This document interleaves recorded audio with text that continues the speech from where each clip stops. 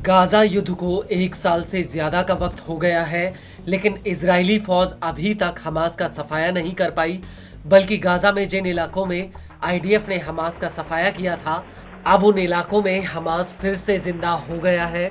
जी हाँ, हमास के लड़ाके लगातार उन इलाकों पर अपनी पकड़ मजबूत कर रहे हैं जहां से आईडीएफ ने उनका सफाया किया था, और इसी वजह से गाजा युद्ध अब आईडीएफ के लिए एक मौत का जाल बनकर रह गया है, जिसमें हमास के लड़ाके आईडीएफ के टैंकों और जवानों को एक झटके में निपटा रहे हैं।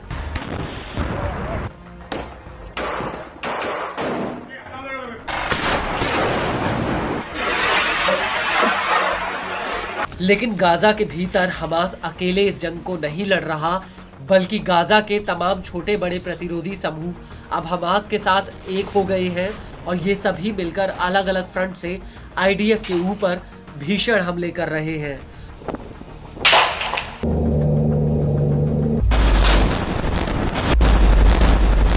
और अब नेत्जरीम एक्सिस में आईडीएफ के ऊपर एक बहुत बड़ा अटैक हुआ है। दरअसल फिलिस्तीनी इस्लामिक जिहाद की सैन्य शाखा अल कुद्स ब्रिगेड्स ने नेत्जरीम एक्सिस में आईडीएफ की चौकियों पर जमकर रॉकेट दागे हैं। अल कुद्स ने यह हमला अबू अली मुस्तफा ब्रिगेड्स और अल अमूदी ब्रिगेड्स के साथ मिलकर किया है।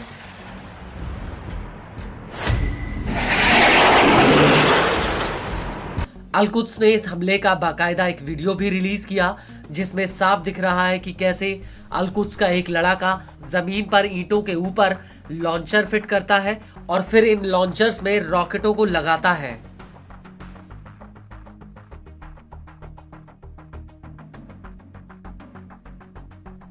और इसके बाद एक कमरे के भीतर अल कुद्स के कई लड़ाके आपस में कुछ बातचीत करते हुए नजर आते हैं और उनके सामने एक टेबल पर एक पिस्टल भी दिख रही है, और इस टेबल के बगल में एक रिमोट कंट्रोल है जिसे अल कुद्स के लड़ाके दबाकर इन रॉकेटों को फायर कर देते हैं।